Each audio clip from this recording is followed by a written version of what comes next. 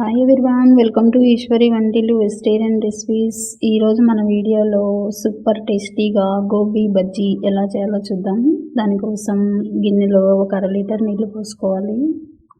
నీళ్లు పోసి మూత పెట్టి నీళ్ళని పెద్ద మంట పైన మరగనివ్వండి. చూడండి, ఇలా మరగడం మొదలయ్యాక స్టవ్ ఆఫ్ చేయండి. స్టవ్ ఆఫ్ చేసి 1/2 కిలో క్యాలీఫ్లవర్ను ఈ విధంగా పెద్దగా కాకుండా చిన్నగా కాకుండా గుత్తులుగా తరిగి తీసుకోండి. చూసారు కదా, ఈ విధంగా తరగాలి. ఇప్పుడు ఇవి మనం వేడి చేసుకున్నాం కదా నీళ్ళు, అందులో వేయాలి. ఇప్పుడు ఇందులో 1 స్పూన్ ఉప్పు వేసి అంతా ఒకసారి జాలిగడ్డతో కలపండి. బాగా కలిపి మూత పెట్టాలి. ఈ విధంగా అంతా కలిపి మూత పెట్టండి. మూత పెట్టి 10 నిమిషాలు పక్కన ఉంచండి. చూడండి, 10 నిమిషాల తర్వాత వీటిని నీళ్ళేమీ రాకుండా జాలిగరిటెతో వీడియోలో చూపించిన విధంగా అన్నీ ఒక చిన్న బేషన్లోకి తీసుకోండి. నీళ్ళు రాకుండా తీసుకోండి. చూడండి, ఈ విధంగా నీళ్ళన్నీ వడగట్టి తీసుకోవాలి. చూస్తున్నారు కదా.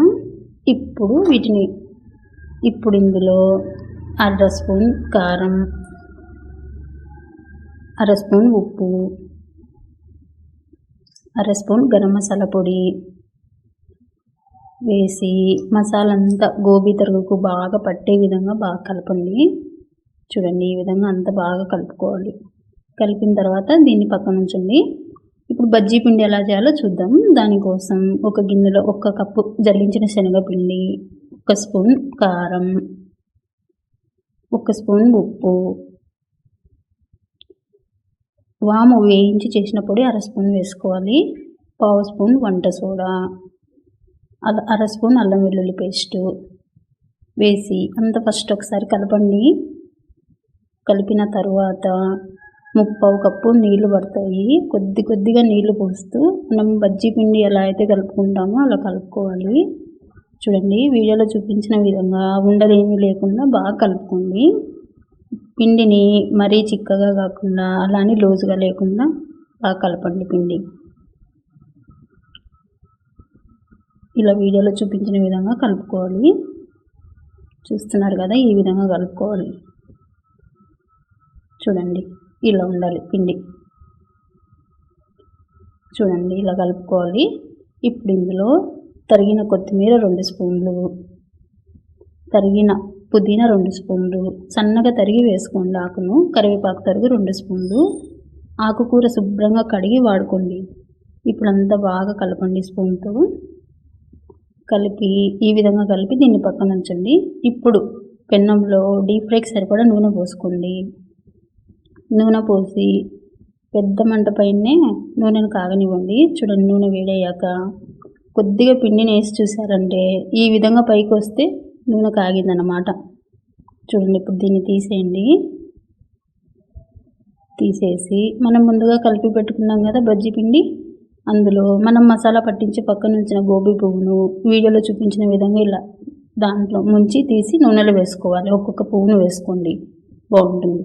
ఈ విధంగా అన్ని బజ్జీలను ఇలాగే వేసుకోవాలి. మంటను మీడియంలో పెట్టి వేయించుకోవాలి బజ్జీలు. చూడండి, గరిటెతో కలుపుతూ అటు ఇటు కలుపుతూ లైట్గా ఎర్రగా అయ్యే వరకు వేయించుకోండి. మిగిలిన గోబీ పువ్వులను కూడా పిండిలో ముంచడం, నూనెలో వేయడం, ఒక్కొక్క పువ్వు అంతే. మిగతా అన్నీ కూడా ఇలానే చేసుకోవాలి. చూస్తున్నారు కదా, ఈ విధంగా ఒక్కొక్క గోబీ పువ్వుని వేసుకున్నారంటే బజ్జీలు బాగా వస్తాయి. బాగా కలుపుతూ మీడియం ఫ్లేమ్లోనే వేయించండి, లేదంటే మాడిపోతాయి. బాగా కలుపుతూ మనం ఫస్ట్ వాయి ఎలా అయితే వేసుకున్నామో మిగతాది కూడా అలాగే వేసుకోవాలి. అన్నీ కలిపి ఇలా వేయించుకోవాలి అంతే. చూస్తున్నారు కదా, ఈ విధంగా చేసుకోవాలి బజ్జీలన్నీ. ఇవి అన్నంలో సైడ్ డిష్గా తినచ్చు, పప్పన్నంతో పాటు స్నాక్స్ లాగా బాగుంటాయి. చూడండి, ఇదే నూనెలో 6 పచ్చిమిర్చి ఘాట్లు పెట్టి వేసుకోండి, లేదంటే పేలుతాయి, ఇబ్బంది అవుతుంది.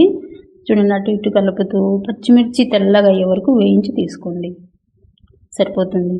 ఇప్పుడు మనం తయారు చేసుకున్న గోబీ బజ్జీతో పాటు వేయించిన పచ్చిమిర్చి, ఇంకా ఉల్లిపాయ తరుగు, చిన్న నిమ్మకాయ స్లైస్ పెట్టి సర్వ్ చేశారంటే చాలా చాలా బాగుంటుంది. మీకు ఎలా నచ్చితే అలా ట్రై చేయండి. చూస్తున్నారు కదా, ఈ విధంగా సర్వ్ చేసుకుంటే సరిపోతుంది. నచ్చిందండి వీడియో? నచ్చితే లైక్ చేయండి, షేర్ చేయండి, సబ్స్క్రైబ్ చేయండి. Thank you for watching.